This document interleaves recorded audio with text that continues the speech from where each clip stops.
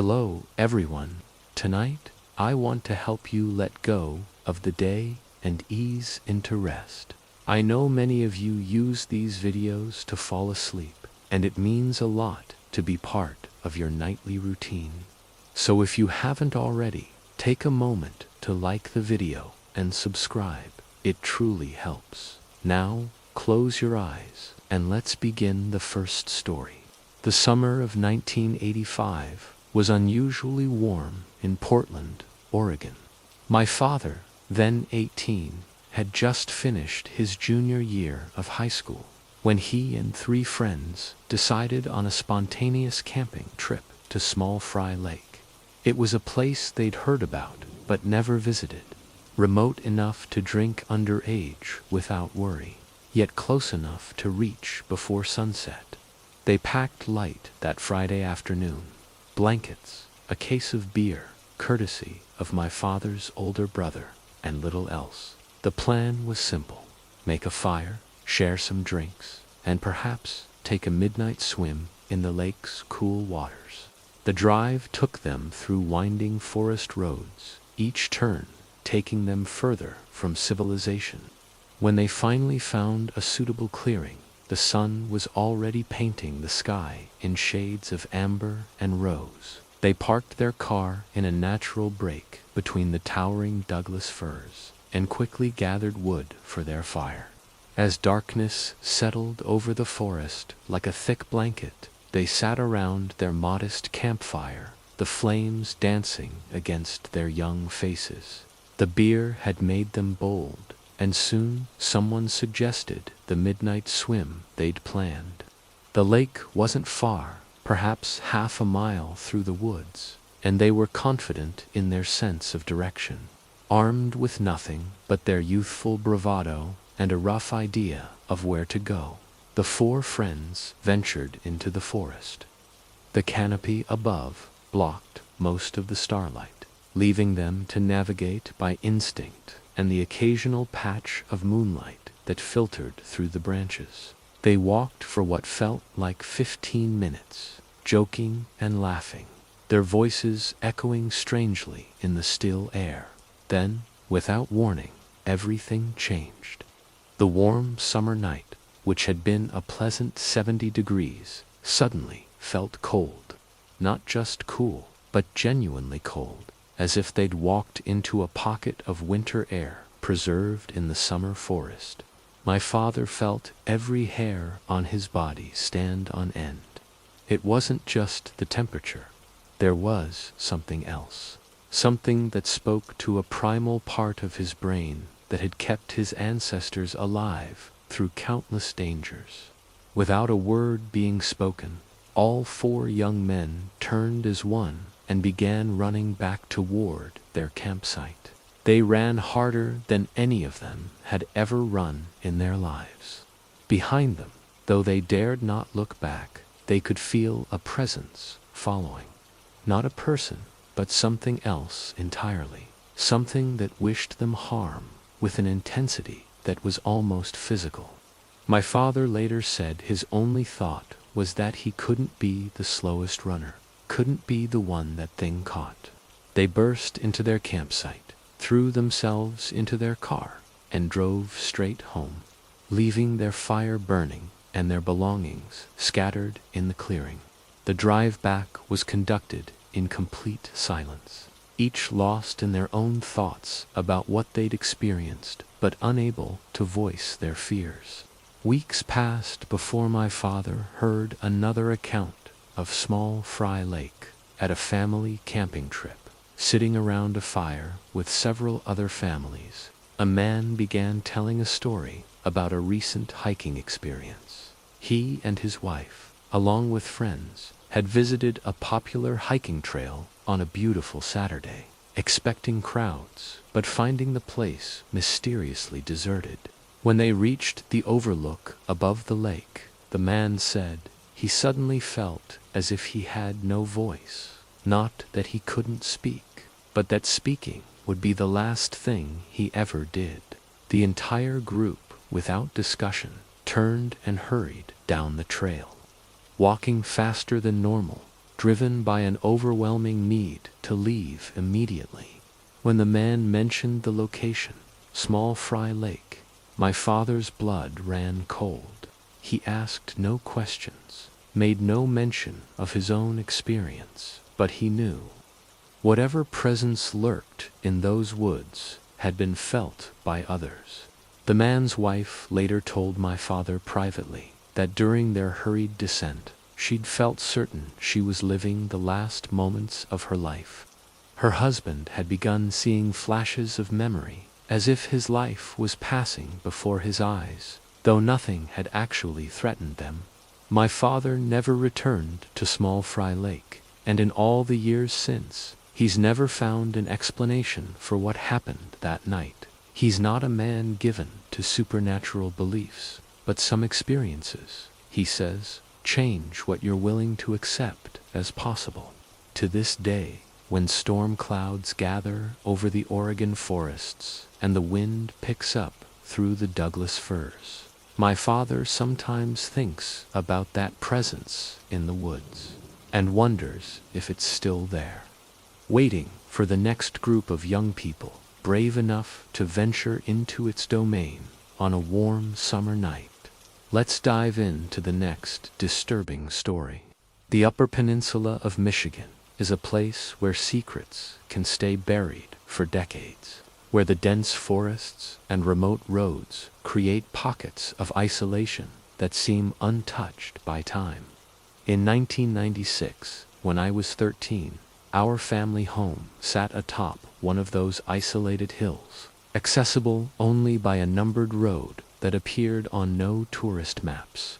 Living 30 minutes from the nearest town had its advantages and drawbacks. The silence was profound, the kind of deep quiet that city dwellers never experience. But that same silence made every unusual sound amplified, especially at night, when any vehicle climbing our hill could be heard for miles.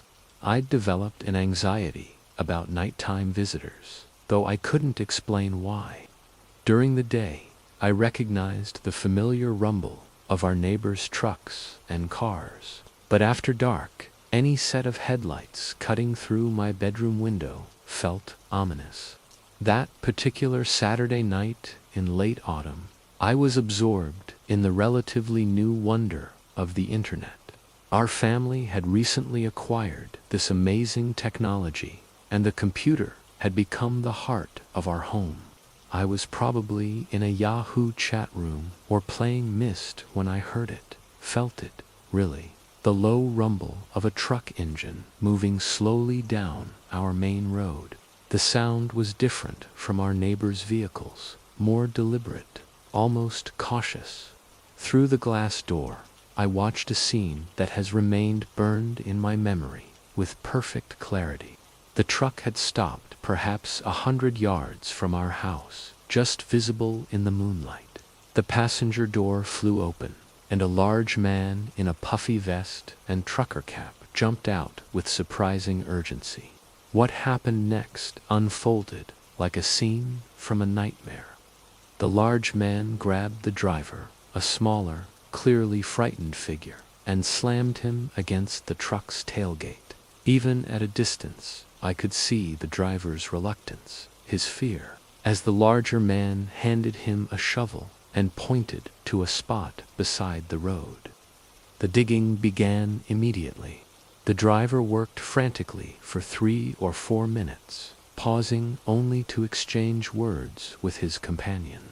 Then the passenger dragged something from the truck bed, something wrapped in what looked like a sleeping bag, something with the unmistakable shape and weight of a human body.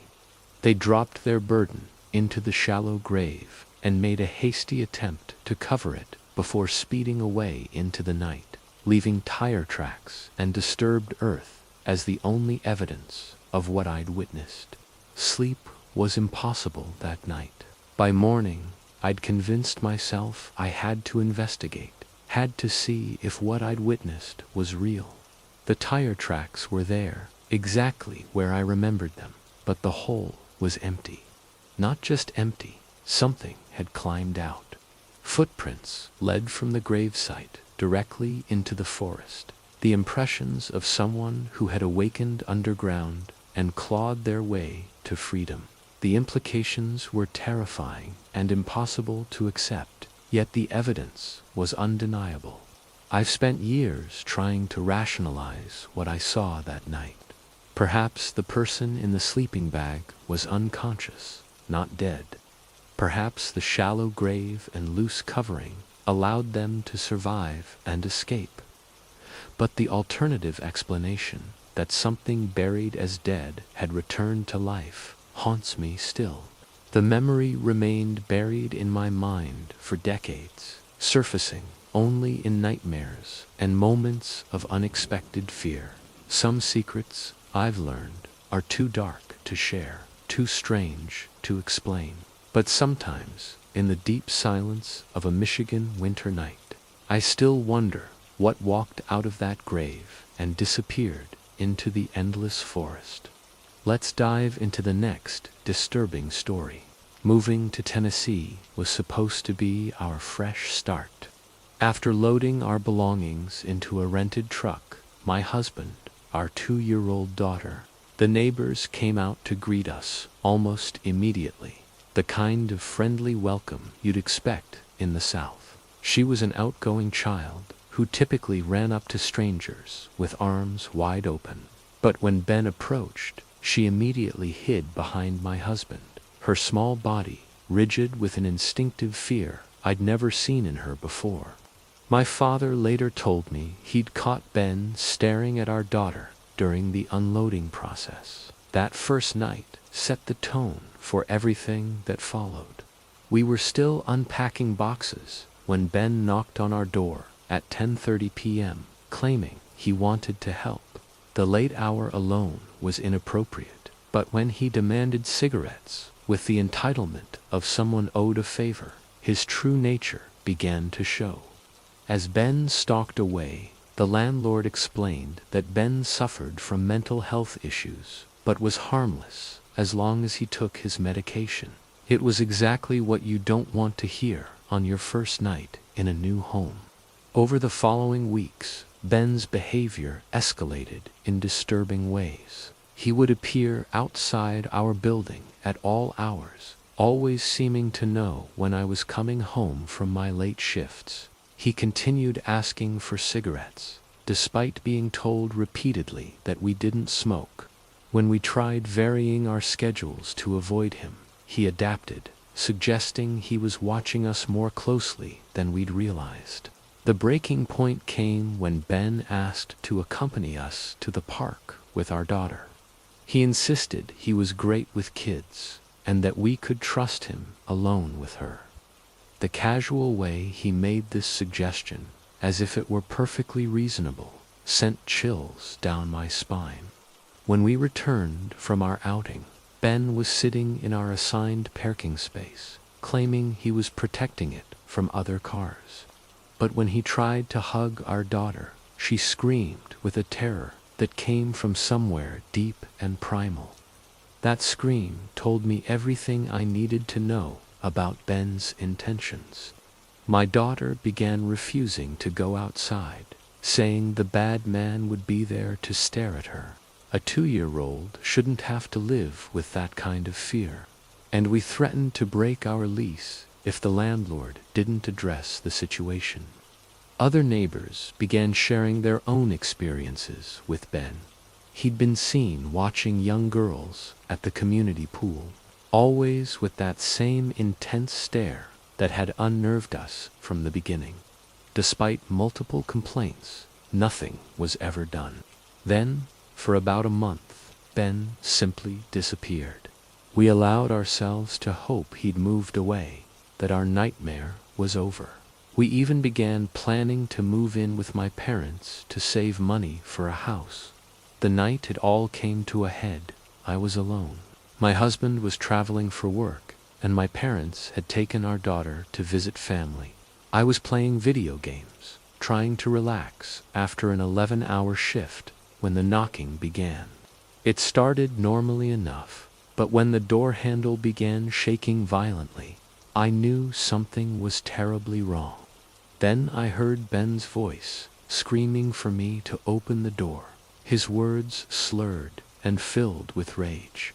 The friendly neighbor mask had finally slipped completely. He threw his full weight against the door, the impact reverberating through our small apartment. I grabbed my phone and the sharpest knife from our kitchen, then hid in the bedroom closet. A cliché, perhaps, but it put distance and barriers between us. The 911 operator told me other neighbors had already called. Through the thin walls, I could hear Ben's rage escalating, his demands becoming more incoherent and violent. Only when I heard sirens and shouting did I dare emerge from my hiding place. Through my front window, I watched police pin Ben face down on the pavement. Our landlord was screaming at the officers to release him, even going so far as to physically interfere with the arrest. The truth emerged in the following days.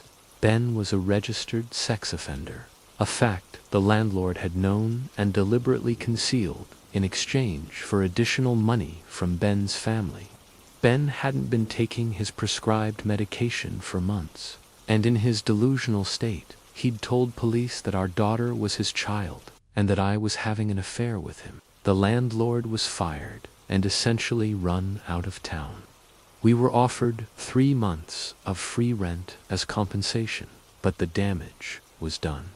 We sold most of our belongings and moved in with my parents, refusing to spend another night in a place where our safety had been so thoroughly compromised. We have our own house now, and my daughter plays outside without fear. But I still check the sex offender registry for every neighborhood we consider, and I trust my instincts about people in ways I never did before. Sometimes the monsters don't lurk in shadows. Sometimes they live right next door, hiding behind friendly smiles and helpful offers. Let's dive into the next disturbing story. Winter in China, 1986, was particularly harsh that year. My mother, only 14 at the time, attended evening classes that ended well after dark, a common practice that seems unthinkable by today's safety standards. Young students routinely walked home alone through empty streets and deserted marketplaces, trusting in the general safety of their community. The night that changed everything started like any other. The temperature had dropped well below freezing, and thick snow was falling steadily, muffling the sounds of the city and creating a peaceful, almost magical atmosphere. My mother had finished her studies by 10 p.m. and caught the last bus to her neighborhood. The walk from the bus stop to her family's apartment took her through an old marketplace that served as a shortcut. During the day, this area bustled with vendors and shoppers, but at night it became a maze of empty stalls and shadows. The lack of street lighting made navigation challenging, but my mother had taken this route many times and knew her way well. About 10 minutes into her walk, as she moved deeper into the marketplace, an inexplicable feeling of unease settled over her. It wasn't anything she could identify. No sound, no movement, just a growing certainty that she was no longer alone in the snowy darkness. She tried to dismiss the feeling as nervous imagination, but the sensation only grew stronger. The soft crunch of her footsteps in the fresh snow created a rhythm she'd grown accustomed to. But when she paused to adjust her bag, she heard something that made her blood freeze. A second set of footsteps, continuing for just a moment after hers had stopped. My mother's mind raced through possibilities. Perhaps another student was taking the same route home, she reasoned. It would make sense. This was a common shortcut for anyone heading to the residential area beyond the marketplace. But instead of calling out or making her presence known, she began walking faster, and the footsteps behind her matched her pace. Fear began to override logic. My mother broke into a run, but the thick snow made quick movement difficult and treacherous. She risked a glance over her shoulder and saw the silhouette of a tall man, closer than she'd expected, closing the distance between them with determined strides. What terrified her most was that despite the bitter cold, the figure appeared to be wearing no coat or heavy clothing. In weather that sent everyone else bundling into multiple layers, this person seemed immune to the freezing temperature, as if driven by something that made physical discomfort irrelevant. The pursuit continued through the winding marketplace until my mother reached an area illuminated by a dim light mounted on a merchant's stall. For a brief moment, she could see her pursuer clearly, and what she saw nearly stopped her heart. He was carrying a large wooden plank, holding it with the grip of someone who intended to use it as a weapon. Fueled by pure terror, my mother summoned reserves of energy she didn't know she possessed. She ran harder than ever before, her lungs burning in the cold air, her feet sliding on the treacherous snow. Just when she thought she could run no further, she saw salvation. A lamppost marking a small street, and beneath it, a young couple walking hand in hand. With her last ounce of strength, my mother ran toward them and collapsed at their feet, her body shaking with exhaustion and fear. When she looked back, her pursuer had vanished as completely as if he'd never existed, leaving no trace in the snow except her own frantic footprints. The couple helped her to her feet and listened to her gasping explanation. They were kind neighbors who lived in the same apartment complex as my mother's family and knew her father. They escorted her home safely, walking on either side of her like protective guardians.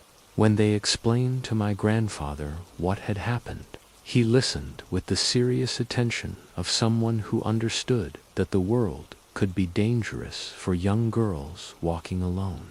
From that night forward, he met my mother at the bus stop every evening, and they walked home together, his presence a shield against whatever dangers might lurk in the darkness. My mother never discovered who her pursuer was or what his intentions might have been. In the weeks and months that followed, she heard no reports of other attacks in the area, no stories of other young women being stalked through the marketplace. It was as if the man had appeared specifically for her that night, then disappeared back into whatever darkness had spawned him.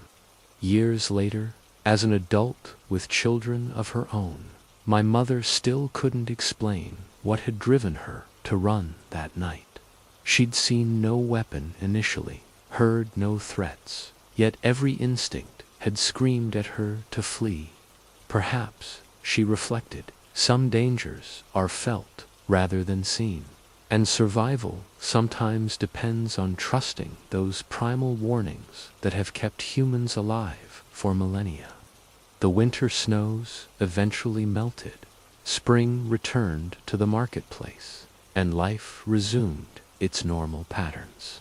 But my mother never again walked through those empty stalls alone after dark, and she taught her children to trust their instincts when something felt wrong, even if they couldn't explain why. Let's dive into the next disturbing story. My father's brief venture into house flipping led him to purchase a small property on a dead-end street deep in the woods, the kind of place that attracted drifters and those seeking to disappear from society. The isolation that made it attractive for renovation also made it a dumping ground for stolen vehicles and unwanted items. The house had a reputation, according to the neighbors. For years, it had served as a drug house, a place where transactions occurred far from the eyes of law enforcement. The previous residents had left behind more than just structural damage. They'd left an atmosphere of unease that seemed to permeate the very walls. When my father called, asking for help unloading materials, I arrived to find an unfamiliar car parked in front of the house. It had no license plates and clothing piled in the back seat, giving it the appearance of someone's temporary home. As I walked around the vehicle, trying to determine if anyone was inside, an uncomfortable feeling settled over me.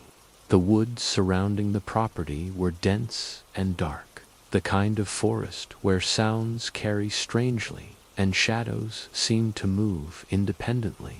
As I stood beside the abandoned car, I became certain I could hear someone moving through the underbrush, careful footsteps trying to remain undetected.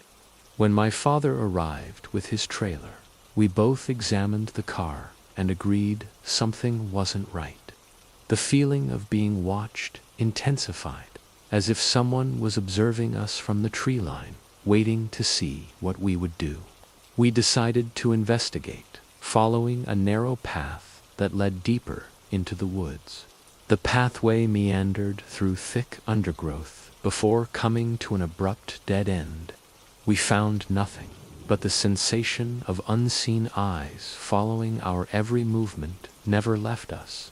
My father mentioned how unsettling it would be to stumble across a body in these woods, and I agreed, though neither of us expected our dark joke to prove prophetic.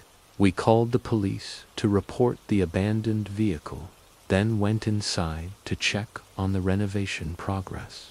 We were indoors for only a few minutes, but when we emerged, the car was gone. Whoever had been watching us had waited for the perfect moment to reclaim their vehicle and disappear back into the forest. The police never arrived that night, and we eventually left, though the experience stayed with both of us.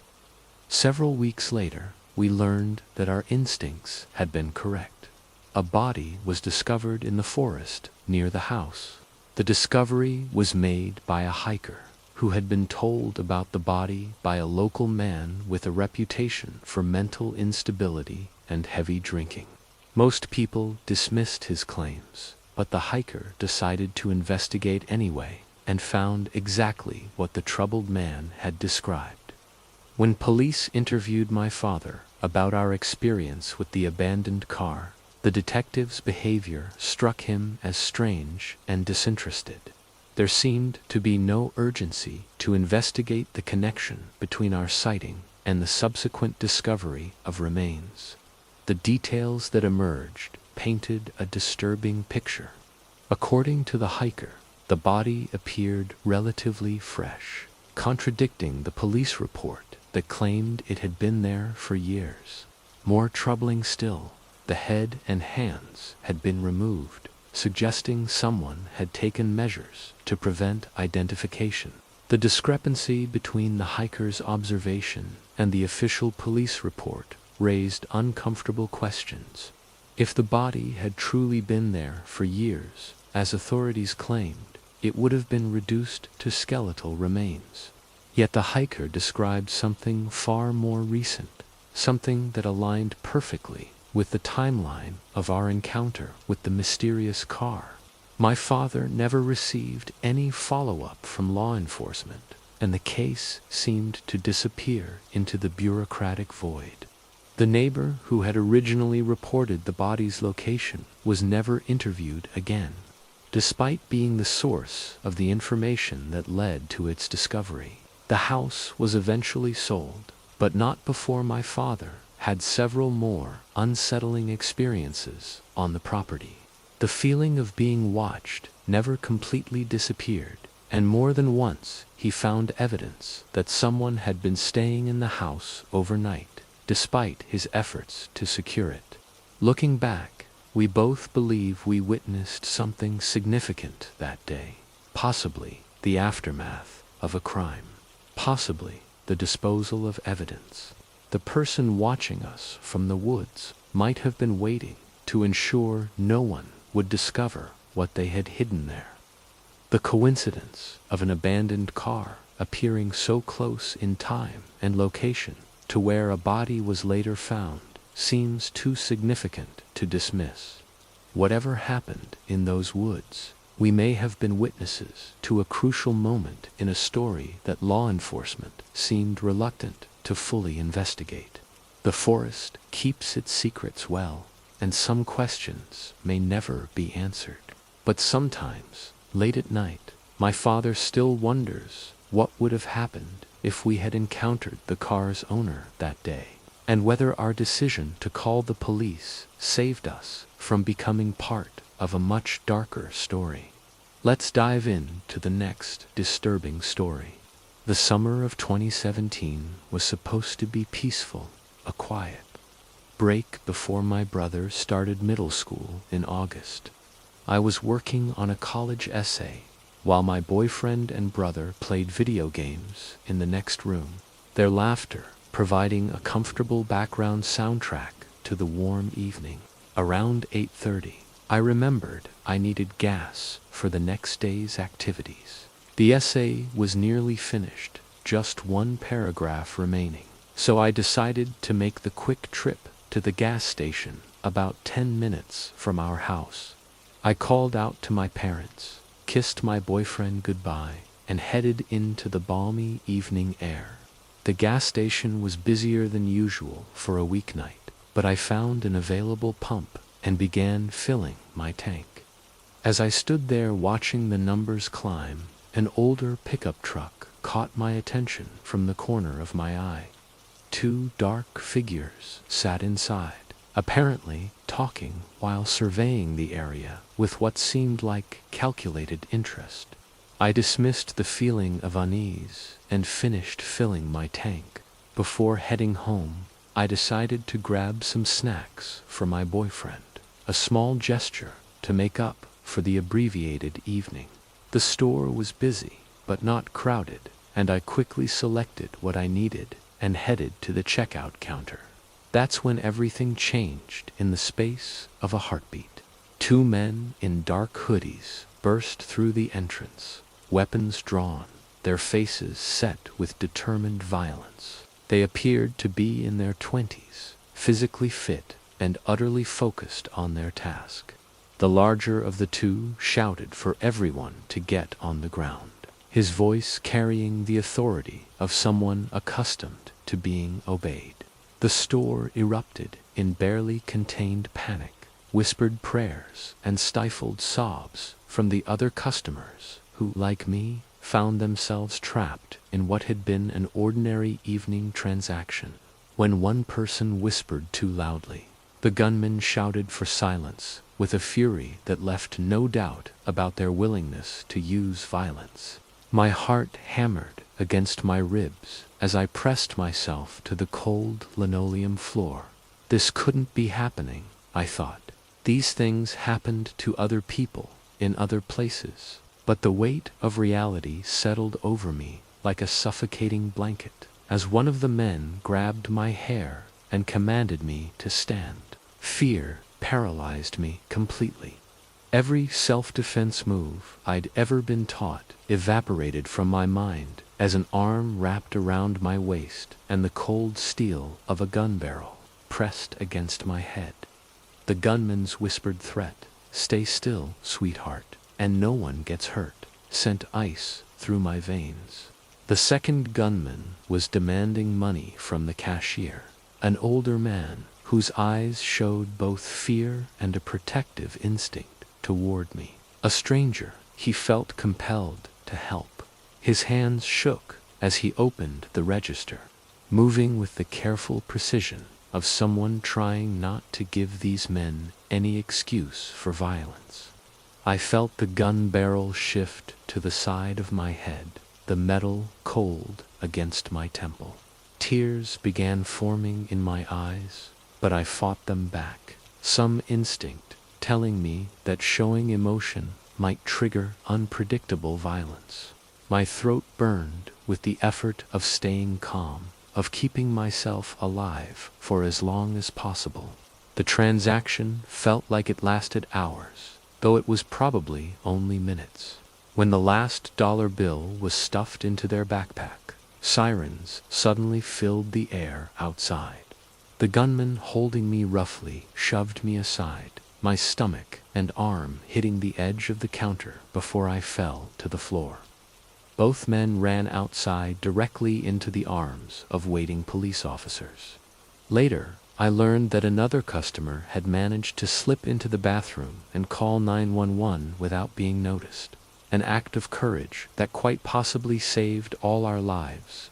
The cashier had been punched during the robbery and was sitting on the floor with a rapidly blackening eye and broken glasses. Despite his own injuries, his first concern was making sure everyone else was unharmed. When the police entered and began taking statements, I recognized one of the officers as a friend of my father's. The reality of what had happened didn't fully hit me until the questioning was over.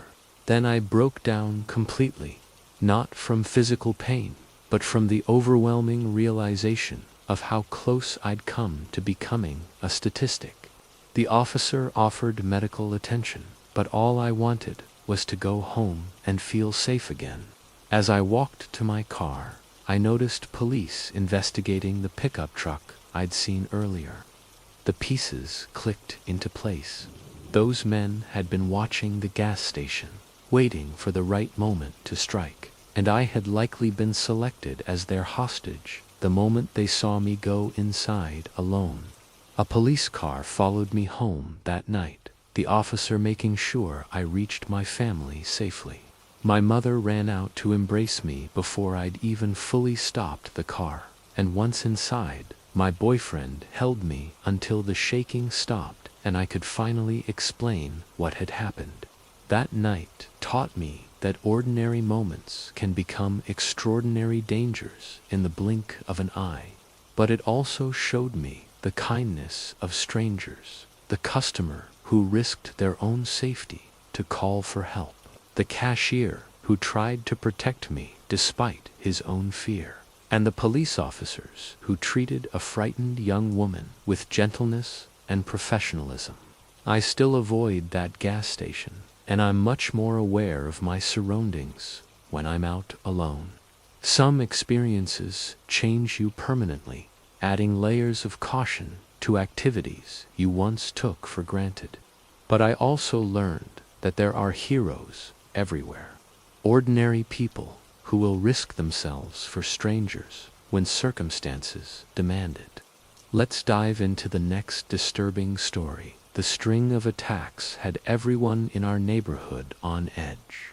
What had started as an isolated incident, a woman sexually assaulted and beaten unconscious, had escalated into a pattern that terrorized our entire community. Over several months, at least a dozen women had been attacked, all following the same disturbing script. I was 17 at the time, living in an apartment building with my family, while our once peaceful neighborhood struggled to cope with the presence of a predator. The attacks always happened at night, always to women walking home from work alone, and always from behind, so the victims never got a clear look at their assailant.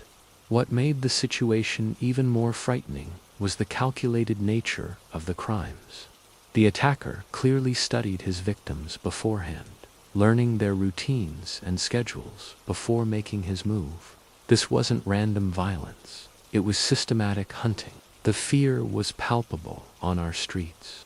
As soon as the sun began to set, families hurried indoors. Children were forbidden from playing outside after dark, and since it was winter, that meant very early curfews. The streets that had once been filled with the sounds of children and neighbors became eerily silent as soon as twilight arrived. One evening, my grandmother came to visit while my mother was battling a severe case of flu. We spent the day together, chatting and keeping my mother company, but we lost track of time.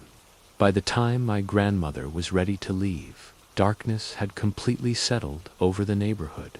Letting my elderly grandmother walk to the bus stop alone with a serial predator on the loose was absolutely unthinkable. My mother was too ill to escort her, so, despite being only 5 feet 2 inches tall, and hardly an intimidating bodyguard, I volunteered to walk with her to the bus stop.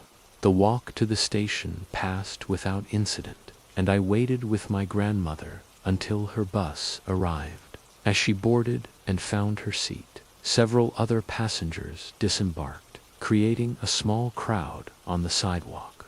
I waved goodbye as the bus pulled away, then turned to begin my walk home. That's when I felt it, the unmistakable sensation of being watched. The feeling was so strong it raised goosebumps on my arms, despite the cold weather. I turned around quickly and found myself staring directly at a dark figure standing beneath a streetlight just down the road from the bus stop. Everything about the scene felt wrong. The figure's posture, the way he stood perfectly still while observing me, the fact that he made no attempt to hide his presence. It all screamed danger. With the recent attacks fresh in my mind, I knew I was looking at potential predator. Panic overrode rational thought.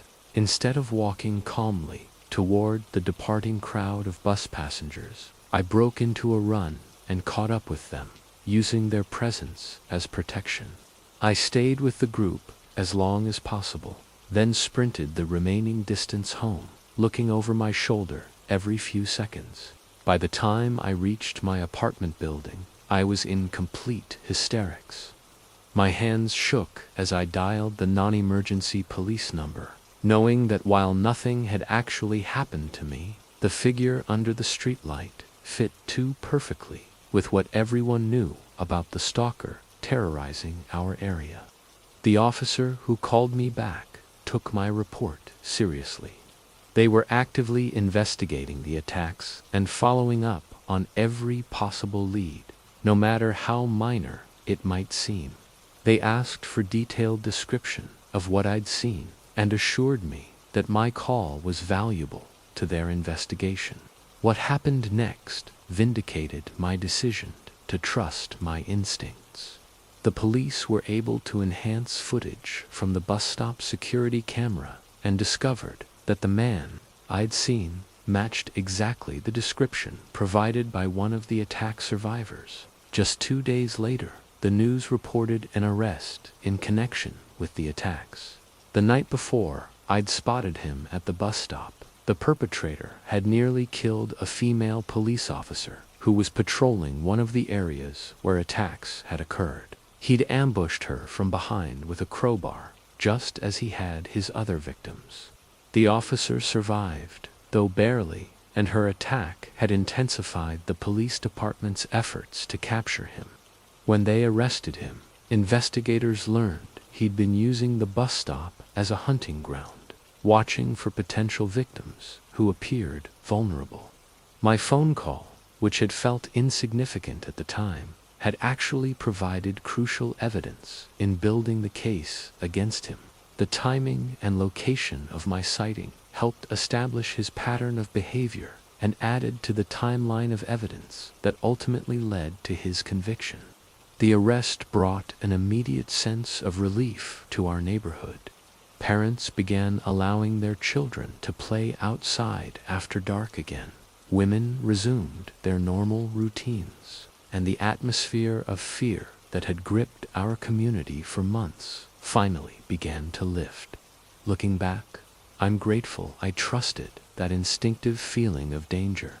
The man under the streetlight had been hunting that night, and I could very well have become his next victim if I hadn't recognized the threat and taken action to protect myself.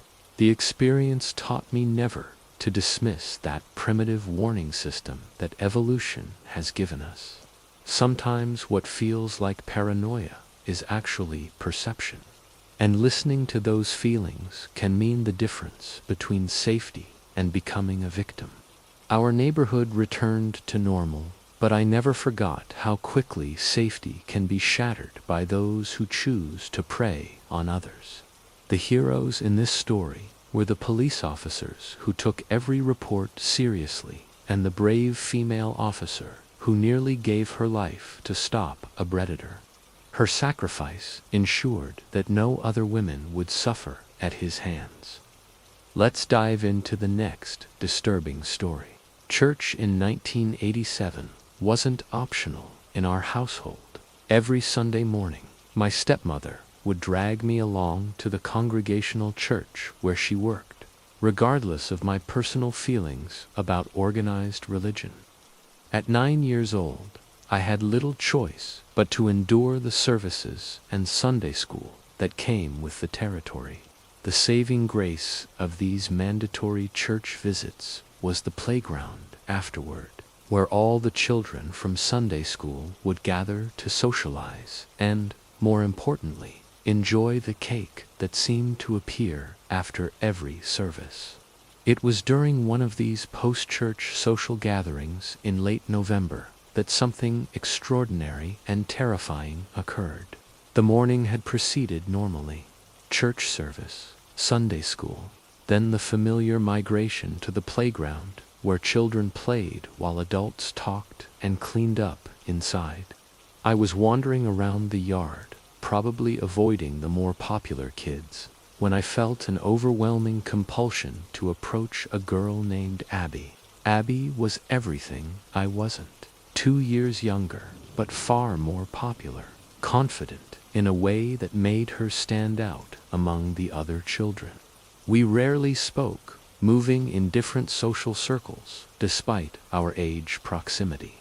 But that morning, something compelled me to seek her out with an urgency I couldn't explain. I found her playing near the swings and approached with the kind of serious determination that must have seemed strange coming from a 9-year-old boy. "Hey, Abby," I said, my voice carrying a weight that surprised even me. "You have to grow your fingernails out, so if someone tries to hurt you, you can go right for their eyes." The words came out of me as if spoken by someone else, but I delivered them with complete conviction. Abby stopped playing and gave me a confused look, clearly puzzled by this unexpected and oddly specific advice. "Okay, why?" she asked, her head tilted in the way children do when adults say something that doesn't make sense. I had no answer for her. The compulsion that had driven me to find her and deliver this warning didn't come with an explanation. I could only shrug and repeat myself. "Just do it, okay? Trust me." Abby nodded uncertainly and went back to playing, probably dismissing the interaction as just another example of the weird things boys sometimes said.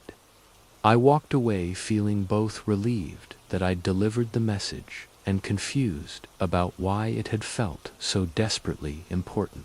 1 week later, Abby, her younger brother William, and their mother Priscilla were found dead in their home.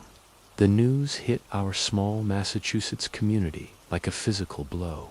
Daniel LaPlante, a neighborhood psychopath, he shot and killed Abby's mother, then drowned both children in an act of cruelty that defied comprehension.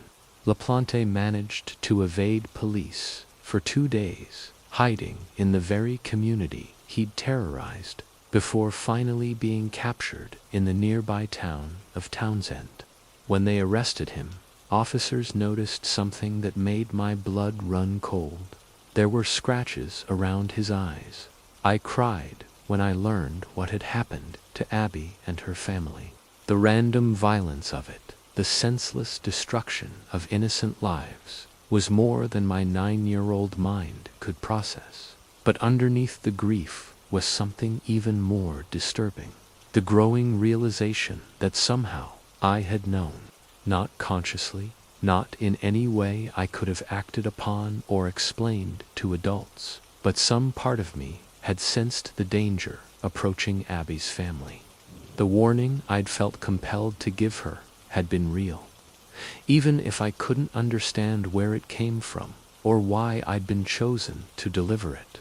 The scratches around LaPlante's eyes suggested that Abby had remembered my advice and tried to defend herself. In her final moments, she had fought back with the only weapon available to her, the fingernails I'd told her to grow out. The thought that she might have remembered our strange conversation, that she'd tried to use my advice to save herself haunted me for years.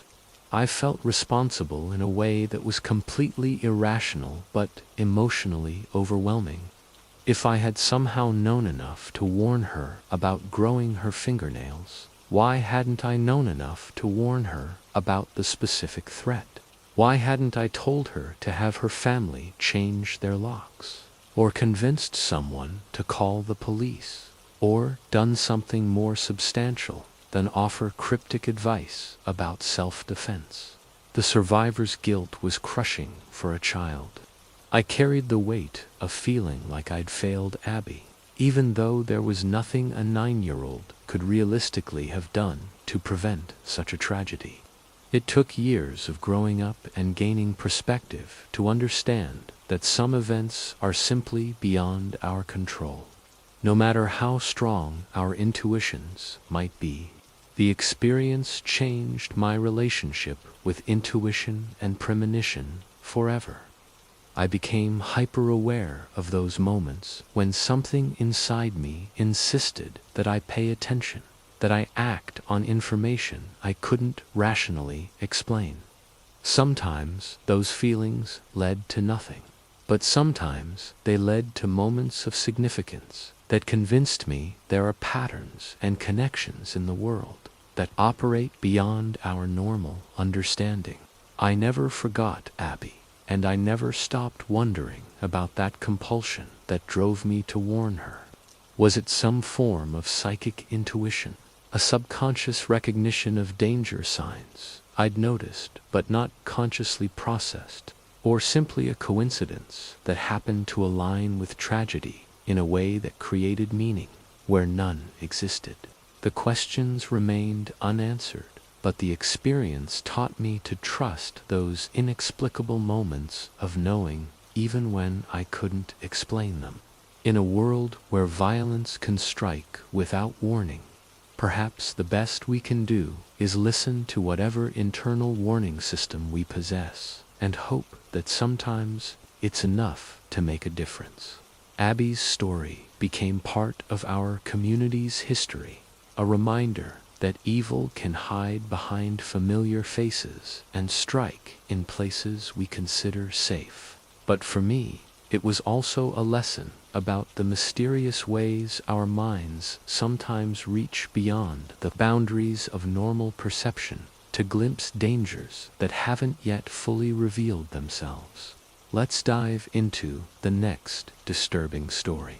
My best friend's rise as a social media influencer had been gradual but steady, with several thousand followers and growing engagement. She was finally starting to receive the kind of opportunities that made all the late nights editing photos and crafting captions feel worthwhile.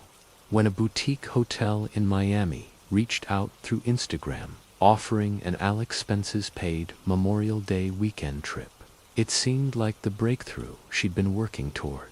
The offer appeared legitimate on every level. The hotel's Instagram account had over 10,000 followers, professional photography showcasing beautiful rooms and amenities, and a feed that looked exactly like what you'd expect from an upscale Miami establishment. The proposal was straightforward: a weekend stay in exchange for posts and stories featuring the hotel. The contract they sent seemed reasonable, even if the requirement to purchase her own plane ticket up front for later reimbursement struck us as slightly unusual. They explained it was a standard practice to prevent influencers from accepting free tickets and then failing to show up, a policy that made business sense, even if it meant a financial risk on her end. She was allowed to bring one female friend, and despite my being male, we decided to take the chance. In the worst-case scenario, we figured the hotel would simply refuse to pay for my ticket and she'd cover the cost herself. The opportunity was too good to pass up, and we were both excited about a long weekend in Miami. The flight down was uneventful, filled with anticipation and planning for the photo shoots and content she'd create. We arrived at Miami International Airport and looked for our promised pickup, finding a man holding a sign with her last name and the hotel logo. Everything seemed perfectly normal as he escorted us to a black SUV waiting outside. That's when the situation began to unravel in ways that still give me chills. The driver was visibly agitated from the moment we got in the vehicle. He had a thick accent and wore dark sunglasses despite the late hour, and he immediately began berating my friend about bringing her boyfriend instead of another girl. His insistence that the arrangement was supposed to be 2 girls, not 1 girl, 1 guy, struck us as odd but not necessarily sinister. The man in the passenger seat turned around and began arguing with the driver in what sounded like Portuguese. Their heated exchange felt wrong in a way that went beyond simple miscommunication about the guest list.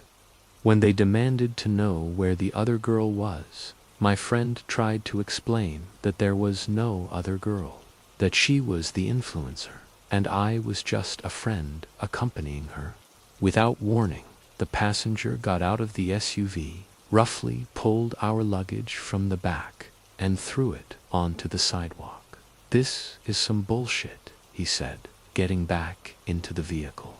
They drove away immediately, leaving us standing outside the airport with our bags, confused and increasingly worried about what had just happened.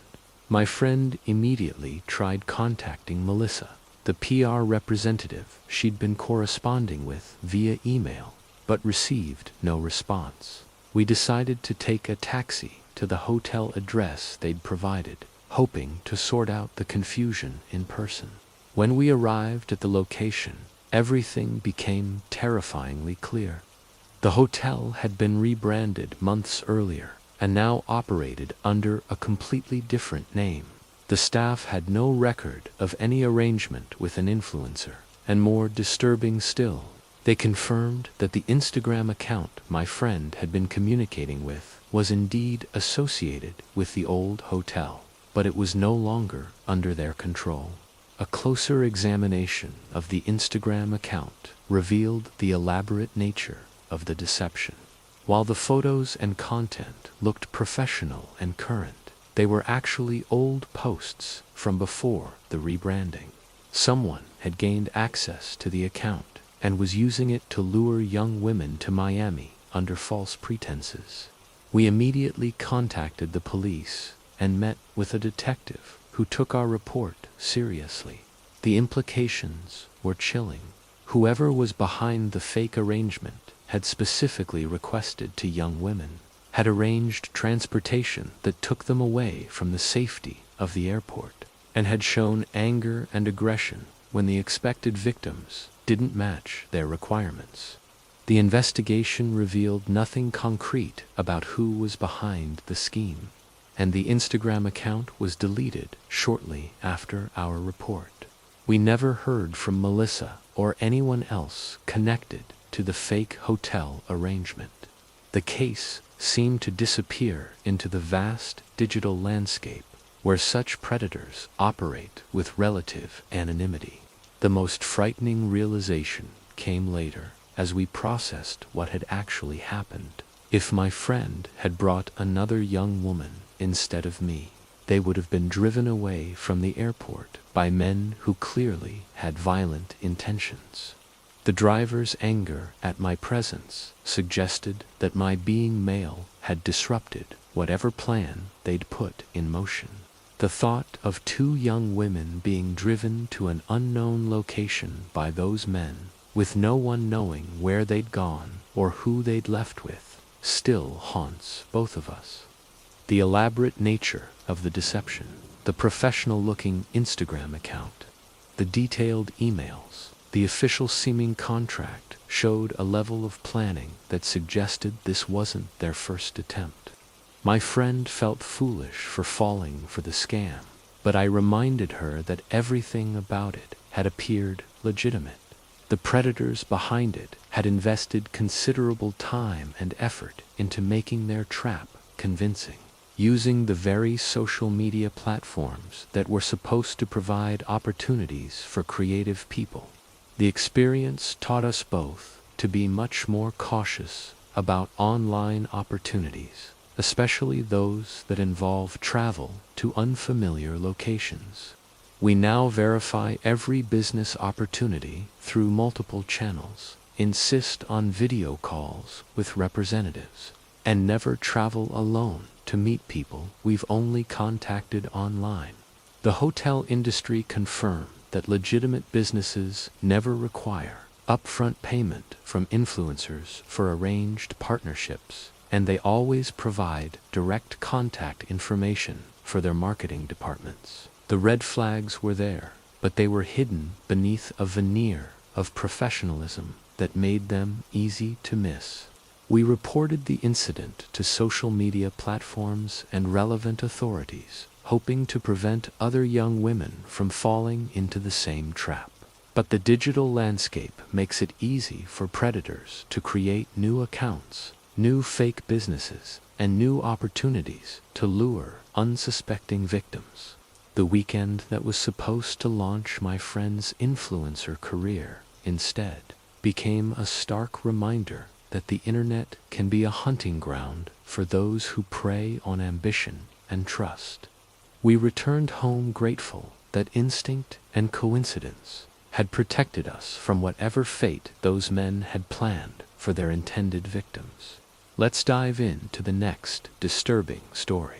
Finding love after the end of a 5-year relationship felt like emerging from a long, dark tunnel.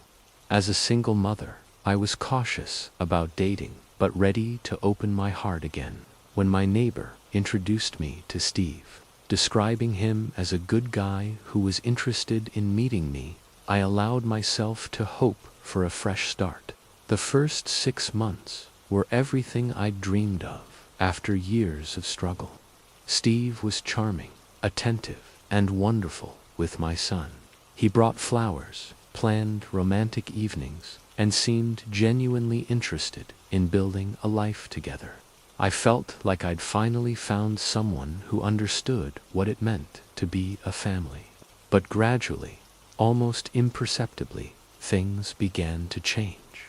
Steve's drinking, which had initially seemed social and harmless, became more frequent and more intense. With each drink, his personality would shift from the loving man I'd fallen for to someone aggressive and unpredictable. The transformation was frightening to witness. Steve would start fights with random strangers, picking arguments that seemed to come from nowhere. Our friends began avoiding us, not wanting to deal with the drama that surrounded Steve when he'd been drinking. The social circle that had welcomed us as a couple began to shrink until we were increasingly isolated. As our friends disappeared, Steve's anger found a new target, me. What started as name-calling and verbal abuse escalated to shoving and eventually to punching and choking. The man who had once made me feel cherished and protected became the source of constant fear and pain. I tried to leave several times, but Steve seemed to have an uncanny ability to find me. Once, I escaped through a bathroom window while he was passed out, but he tracked me down by beating up a friend until he revealed my location. The incident taught me that running away wasn't enough. Steve would hunt me down no matter where I tried to hide. The psychological abuse was as damaging as the physical violence. Steve would strip off my clothes during his drunken rages, laughing at my humiliation, while challenging me to try escaping while naked. The degradation was designed to break my spirit, to convince me that I was powerless and that resistance was futile. The final night of abuse was the worst I'd ever experienced. My 3-year-old son wasn't feeling well, and I'd decided to sleep in his room to monitor him through the night. I thought Steve would appreciate having the bed to himself, especially since he'd been drinking heavily. Around 2:30 in the morning, I heard the bedroom door open. I lay perfectly still, pretending to be asleep, but I could sense Steve standing in the doorway, deciding what to do next. When his hand grabbed my hair and yanked me from the bed, I knew my plan to avoid confrontation had failed. He dragged me to the living room and threw me onto the floor, his words slurred with alcohol and rage. He accused me of trying to leave him, of avoiding him, and finally of having an affair. No matter how I tried to explain that I was simply caring for our sick child, his paranoia and jealousy drowned out reason.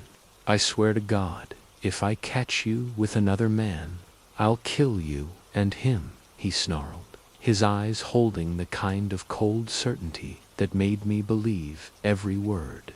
This wasn't an empty threat made in anger.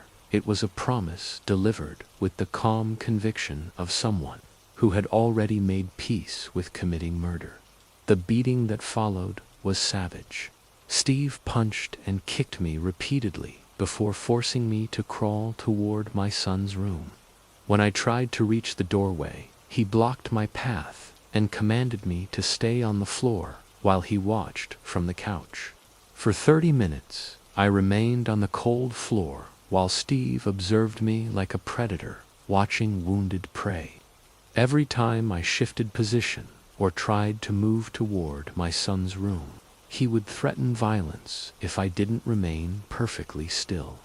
When Steve finally passed out on the couch, I saw my chance for escape. Moving as quietly as possible, I picked up my sleeping son and crept toward the kitchen. The front door was directly adjacent to the kitchen, and if I could reach it without waking Steve, we might actually get away. But as I stepped into the kitchen, Steve's hand shot out and grabbed my leg. "Where are you going?" he demanded, his grip tightening around my ankle. "I'm getting him a drink," I stammered, thinking quickly. "He's been sick." "Hurry up," Steve replied, releasing my leg with obvious reluctance. The moment I entered the kitchen, I ran, still wearing only an oversized shirt, with no shoes, no purse, and no phone. I carried my son out the front door and into the night. The police station was only a few blocks away, but those blocks felt like miles as I imagined Steve discovering our escape and pursuing us. The police station's after-hours setup required visitors to speak through an intercom system. I pressed the button and slid down the wall to a sitting position, clutching my son while waiting for Steve to burst through the door at any moment. The thought that at least our final confrontation would be captured on camera provided small comfort. When the dispatcher asked how they could help, all I could do was cry. The words to explain what had happened, what was still happening, wouldn't come. 2 officers emerged to assist us. A female officer who took my son and got him some food, and a male officer who gave me a blanket and took my statement. 15 minutes later, I heard Steve screaming my name as they brought him down the hallway in handcuffs, even captured and restrained. His voice carried such rage and possessiveness that I held my breath, as if he might somehow sense my presence behind the closed door. What happened next revealed just how close I'd come to becoming a murder victim. The police showed me a handwritten list they'd found among Steve's belongings, a detailed plan describing how he would dismember my body and where he would bury the remains to ensure they were never found. The list included possible dates, with several crossed out, as if he'd been planning and replanning my murder for weeks. The reality of how close I'd come to death hit me like a physical blow. This wasn't a crime of passion or a moment of drunken rage. Steve had been methodically planning my murder, working out the logistics with the careful attention of someone who intended to get away with it. Steve was charged with attempted murder, kidnapping, and assault. Despite the overwhelming evidence against him, he pled not guilty, forcing the case to trial. I provided a detailed statement before leaving the state to return to Arizona, but the legal process continued without my physical presence. He received only 2 years in prison, a sentence that felt inadequate given the evidence of premeditated murder planning. Just before I left for Arizona, I received a letter from Steve with a simple but chilling message. "It's not over. You'll always be mine." The threat followed me across state lines and haunted my dreams for years. Even with the distance and his incarceration, I lived in constant fear that Steve would eventually be released and come looking for me. The experience taught me that some people view love as ownership, and that breaking free from an abuser doesn't always end with physical escape. Recovery from that level of abuse takes years, not months. Learning to trust again, to recognize healthy relationship patterns, and to believe that I deserved better treatment required therapy, support from family, and enormous patience with myself. The scars, both physical and emotional, served as constant reminders of how quickly love can turn to possession and possession to violence. I eventually found real love again, the kind that builds rather than destroys, that encourages rather than controls. But I never forgot the lessons Steve taught me about recognizing warning signs, trusting my instincts when something feels wrong, and understanding that sometimes the greatest act of love is having the courage to leave. Let's dive into the next disturbing story, working the night shift at 19 in Littleton. Colorado had its advantages and disadvantages.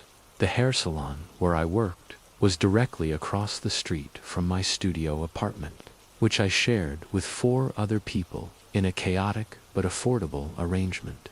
The short commute meant I could maximize my sleep between shifts, though the neighborhood's abundance of loiterers and homeless individuals sometimes made the walk home feel less than safe. Among the regular faces in the plaza was a man I'll call Mark, someone who clearly struggled with alcohol dependency but generally seemed harmless enough. He was a persistent flirt, which made me uncomfortable given our age difference. But his advances were usually limited to asking me to drink with him. Invitations I consistently declined by mentioning my boyfriend. For several weeks during the winter, Mark seemed to disappear from the plaza entirely. The absence was actually a relief, as his attention had become increasingly uncomfortable and his requests for companionship more frequent. Without him lurking around the shops and coffee areas, I felt more relaxed during my breaks and walks home. One evening, after finishing my shift around 4 p.m., I decided to grab coffee and enjoy the unusually warm weather for the season. I ordered my drink and settled at an outdoor table, appreciating the rare opportunity to sit outside without bundling up in heavy winter clothes. I was enjoying the peaceful moment when I saw Mark approaching rapidly across the parking lot. There was something different about his demeanor, a manic energy that immediately put me on alert. His broad smile seemed forced, and his movements had the unsteady quality of someone who'd been drinking heavily. He asked for a lighter, and I reluctantly obliged, wanting to keep the interaction brief and polite. As he lit his cigarette and handed back the lighter, he deliberately brushed against my arm in a way that sent an unpleasant chill down my spine. I pulled away immediately and stood up, announcing that I needed to leave. Mark's response was to beg me once again to come drink with him, his voice taking on a whining, desperate quality that made my skin crawl. I refused firmly and began walking away, but I could feel him following close behind, continuing his pleas despite my obvious discomfort. After that encounter, Mark disappeared from the plaza again, and I hoped our paths wouldn't cross again. Several weeks passed peacefully, and I began taking my usual evening walks around downtown Littleton, a routine I enjoyed for both exercise and mental relaxation. It was during one of these walks, about 10 minutes from my apartment, that I encountered Mark again, under very different circumstances. I saw a figure swaying dangerously on the sidewalk ahead, nearly stumbling into the road multiple times. As I got closer, I realized it was Mark, obviously heavily intoxicated. My first instinct was to cross the street or turn around, but I decided to simply walk past him quickly, hoping his intoxicated state would prevent him from recognizing me. Unfortunately, my plan failed completely. Mark not only recognized me, but moved to block my path with outstretched arms. His demeanor had changed dramatically from our previous encounters. The desperate pleading was gone, replaced by something more aggressive and demanding.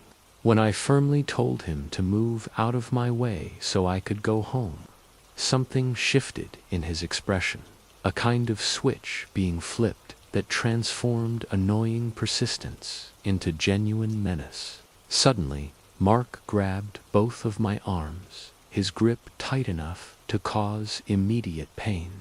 I knew there would be bruises later, but my immediate concern was the escalating danger of the situation. His face was close to mine, and I could smell the alcohol on his breath as he demanded I come drink with him. The pain in my arms triggered my fight or flight response, and I chose both options simultaneously. I shoved Mark as hard as I could, sending him stumbling backward into a bush behind him, then immediately broke into a full sprint toward my apartment building. I didn't stop running until I burst through my apartment door, where I collapsed on the floor in tears. My roommates rushed to help me, alarmed by my obvious distress and the red marks on my arms where Mark had grabbed me. After I explained what happened, my boyfriend grabbed a baseball bat and stormed out to look for Mark, though he returned and we discussed calling the police, but ultimately decided against it due to our own legal vulnerabilities. Marijuana wasn't yet legal in Colorado, and we didn't want to invite official scrutiny of our living situation. Instead, I bought pepper spray and began carrying a knife, taking control of my personal safety in whatever ways I could. The incident changed my behavior significantly. I stopped taking solo evening walks, especially after dark, and when I did go out, I made sure my boyfriend accompanied me. The carefree attitude I'd once had about wandering my neighborhood was replaced by constant vigilance and awareness of potential threats. Strangely, I never saw Mark again after that night. Whether he moved away, was arrested for other incidents, or simply began avoiding the area where he knew I lived and worked, I never discovered. His disappearance was a relief, but it also left me wondering if he'd found other young women to target with his increasingly aggressive behavior. The experience taught me valuable lessons about trusting my instincts and recognizing escalating patterns of behavior. Mark's progression from annoying flirtation to demanding attention to physical aggression followed a predictable path that I should have recognized earlier. More importantly, it showed me the importance of being prepared to defend myself and having safety measures in place before they're needed. The pepper spray and knife I purchased provided psychological comfort as much as practical protection, giving me confidence to continue living my life while remaining appropriately cautious. Looking back, I realize how easily that situation could have escalated further if I hadn't been able to escape. Mark's willingness to physically restrain me on a public sidewalk suggested he was capable of much worse behavior in a more isolated location. The incident also highlighted the vulnerability that comes with being a young woman living and working in an area frequented by individuals struggling with addiction and mental health issues. While most such people are harmless, the combination of substance abuse and untreated mental illness can create unpredictable and dangerous situations. I hope Mark found the help he clearly needed, but I also hope he learned that aggressive behavior toward women has consequences. Some encounters serve as wake-up calls that force us to take our personal safety more seriously, and this was certainly one of those moments in my life. Let's dive into the next disturbing story. At 17, working as a waitress while finishing high school felt like the perfect balance of independence and responsibility. The restaurant where I worked had a friendly atmosphere, and most of the staff got along well, engaging in the kind of harmless pranks and jokes that made long shifts more enjoyable. When John was hired as a cook, he seemed to fit right into our workplace dynamic. He was about 30 years old, which made him significantly older than most of the staff, but he appeared harmless enough and gradually became part of our group's casual banter.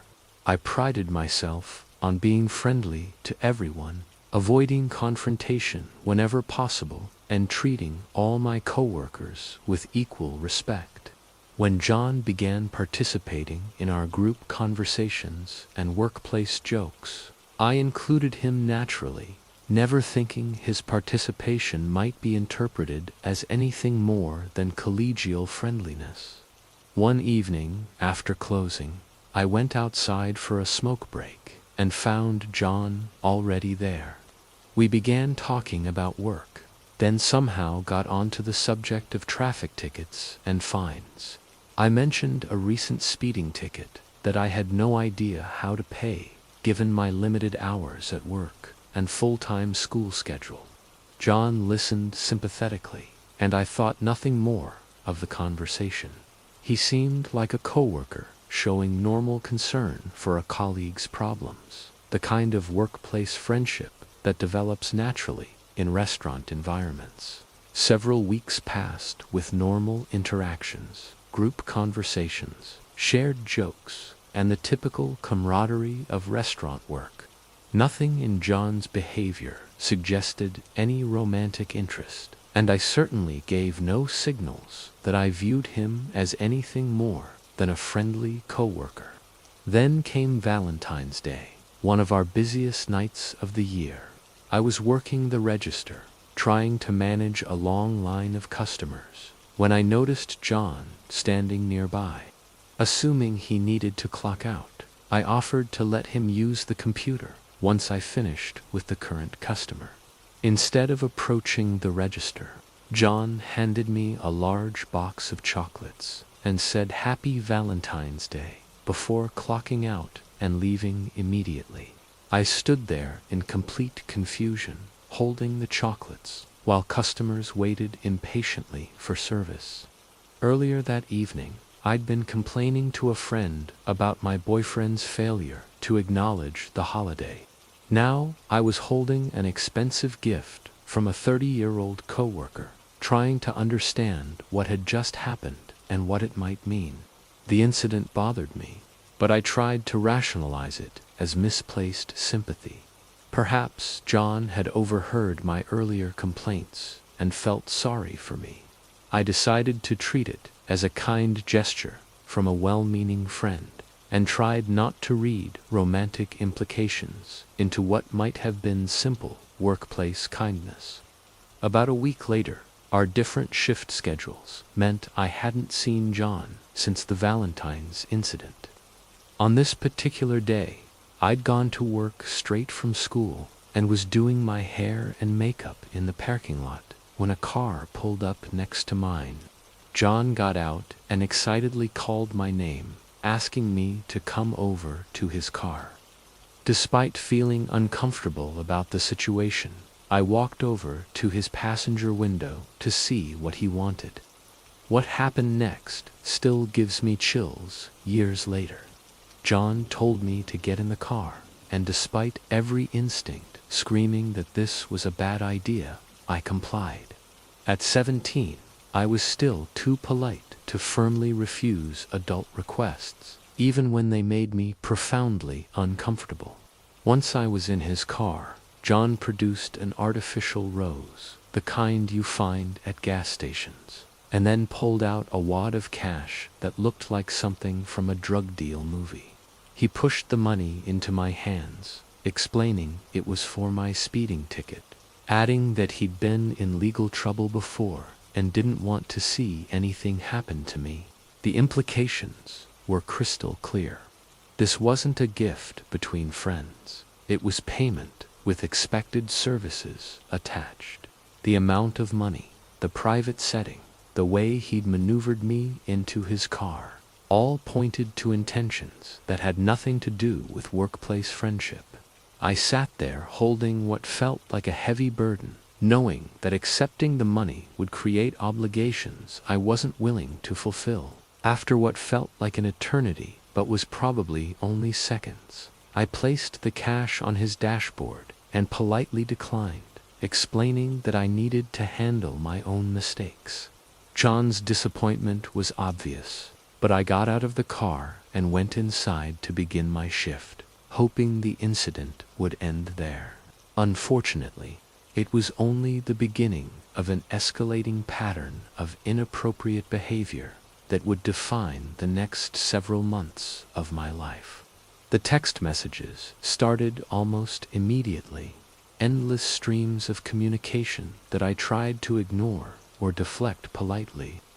John would leave those gas station roses for me at work, forcing me to accept them to avoid confrontation. When I asked my boss to schedule me during hours when John was off, the harassment temporarily decreased. Eventually, John was fired for no-call, no-show absences, and I thought my nightmare was over. I even quit my job shortly afterward and got a new phone number, hoping to completely sever any connection to the uncomfortable situation. Months later, while picking up my best friend from her boyfriend's house, I received a series of text messages that made my blood run cold. Someone was confessing their undying love for me, explaining how depressed they'd been since I'd changed my number. It was John, somehow having obtained my new contact information. The messages were followed by phone calls with heavy breathing and immediate hang-ups, calls from different numbers that made blocking them useless. For weeks, I received similar messages and calls, each one a reminder that John's obsession hadn't ended with his termination from our workplace.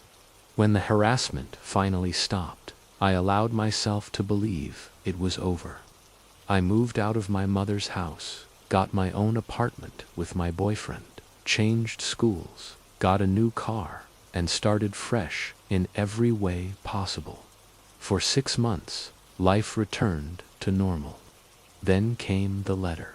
It arrived at my mother's house, addressed to me in handwriting I didn't recognize. Inside were 2 pages of disturbing content, declarations of love, promises of houses and cars and children, and most frightening of all, no postage stamp. John had driven to my mother's house and placed the letter directly in the mailbox. The letter revealed the depth of his delusion and the extent of his efforts to track me down. He'd somehow discovered my mother's address and had been watching the house, waiting for the right moment to deliver his message without being seen. I tore up the letter and threw it away, but the damage was done. John knew where my family lived, which meant nowhere was truly safe. When I finally told my boyfriend about the escalating situation, he was furious that I'd waited so long to confide in him. The final confrontation came weeks later, when John followed me from my school to my grandfather's house. I'd noticed a red car staying unusually close behind me, making every turn I made, but had tried to convince myself it was coincidence. When I pulled into my grandfather's driveway and saw John getting out of the red car, shouting my name, I knew the situation had reached a dangerous new level. He blocked my path to the house, demanding to talk to me with the kind of desperate intensity that suggested he was capable of violence. I pushed past him and ran into the house, where my grandfather and great-uncle were waiting with a shotgun. The confrontation that followed was brief but decisive. John was told in no uncertain terms to leave the property immediately and never return. The final major incident occurred when John mistook a coworker of mine for me and followed her home, pursuing her for 30 miles to a different county before her mother emerged with a gun to confront him. John never made explicit threats or physically harmed me, but the relentless pursuit, the elaborate efforts to track down my new contact information and address, and his willingness to follow me across the state created a climate of fear that dominated my life for over a year. The experience taught me to trust my instincts about people and situations, to set clear boundaries regardless of social politeness, and to take stalking behavior seriously even when it doesn't involve obvious violence. Sometimes the most dangerous predators are those who convince themselves they're motivated by love rather than control. Years later, I still occasionally check to make sure John hasn't found my current location. The artificial rose that appeared on my doorstep recently may have been coincidence. But some experiences teach you that vigilance is the price of safety, and that some people never truly give up their obsessions.